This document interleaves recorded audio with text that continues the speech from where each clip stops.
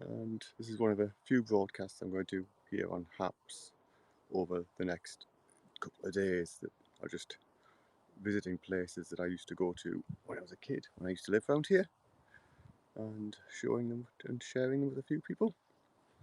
The signal quality is very intermittent up here, so we will have to see how this works.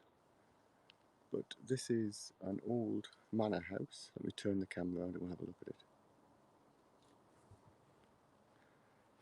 This is an old manor house that dates at least back to the 13th century. Don't know if I can zoom out and get it all in. Let me back off and see if that works. Rather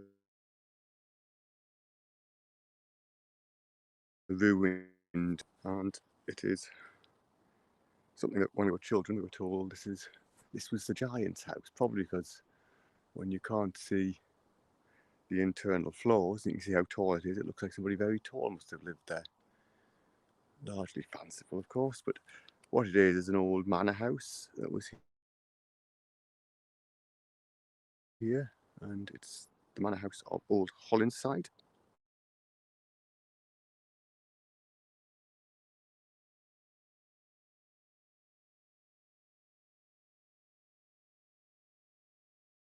Smaller and less famous of them. Okay, I've got a very poor signal here, so we'll wander a bit further and see if we get any better quality as we go. A quick look down the valley from here. You can't see much of it through the trees. The river Derwent snaking through the woodlands here. But we'll wander here and have a look quickly into the ruins of the old manor house.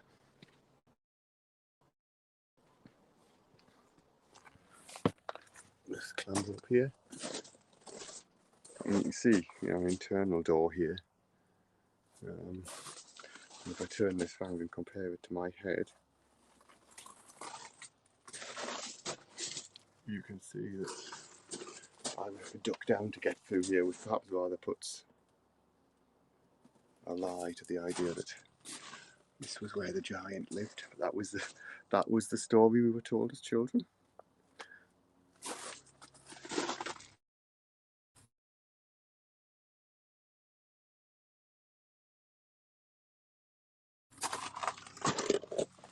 We used to use ponies to grace this site. You can clearly see people have been here with horses or ponies, or rather ruined now, of course.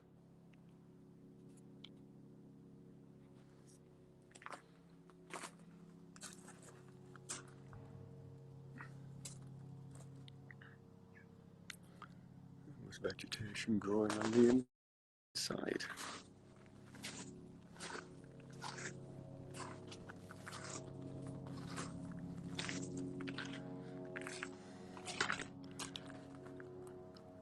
Really not that massive a place.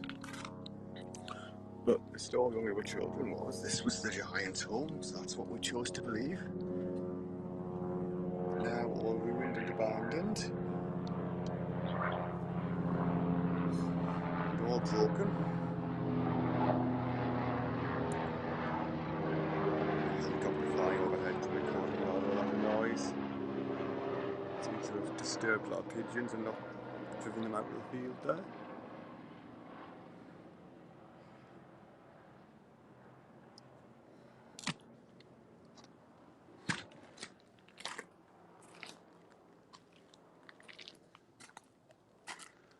Yeah, various bits of all this, and as you can see, everything fills up with rubbish because that's what people do. I suspect this arched bit might not be the most stable, which is probably why they've grated it off. But there we are. Well, this is most of my broadcasts are wildlife broadcasts, so we are going to have to stop and look at some wildlife, I'm afraid. There's a little moth down here. This is a nettle tap moth, Anthophila fabriciana. Rather an attractive little micro moth. And one of the ones I can identify just from looking at it, which is always helpful. And then there's a spider web here, and the rear of a spider, and several more of those micro moths on the umbelliferous plant behind. I think it's cow parsley. But there we go, there's an underside of a spider and a sort of orb type web. Anyway, this will probably be the least wildlife of these broadcasts.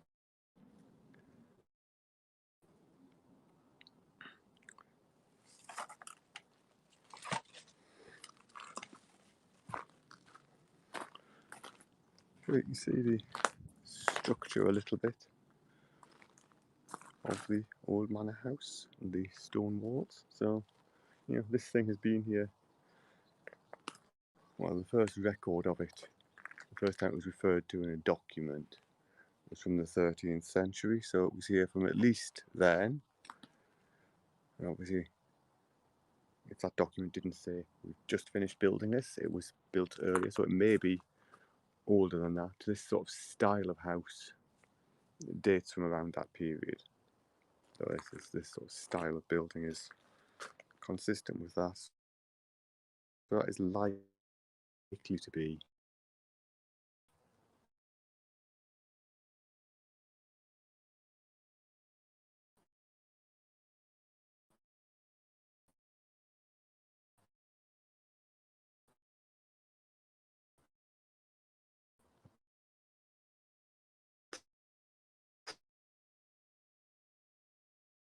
Foxen Down.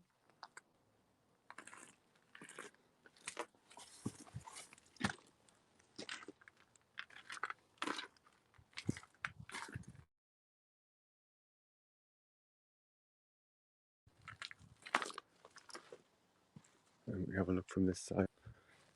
Unfortunately, there doesn't appear to be any mobile phone signal at the lovely information board. So I might just take a picture of this. Oh, we're back here.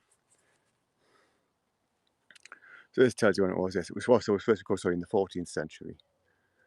There's lots of information. I'm not going to read this entire thing to you. I will possibly take a photograph and stick it on HAPS so people who are really interested can read it all.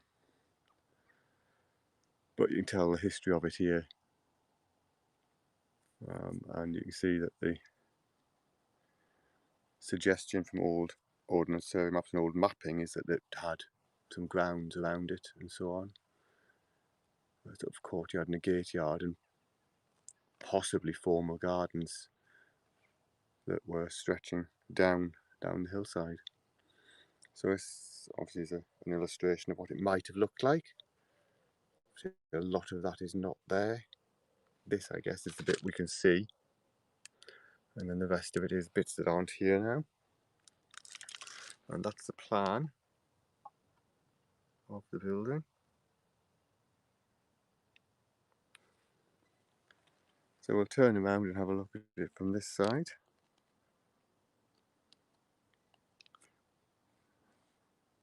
Unfortunately, I was zoomed out as I can be, and there isn't much further back I can go, so we may not get it all in one shot, but you can see the main entrance and other structures. You can see the wall here, bits of the old fort and fortifications. And yeah, that's really all there is to show you. I just thought things showing. Oh, there's a moth here. I'm going to have to stop and try and identify an insect.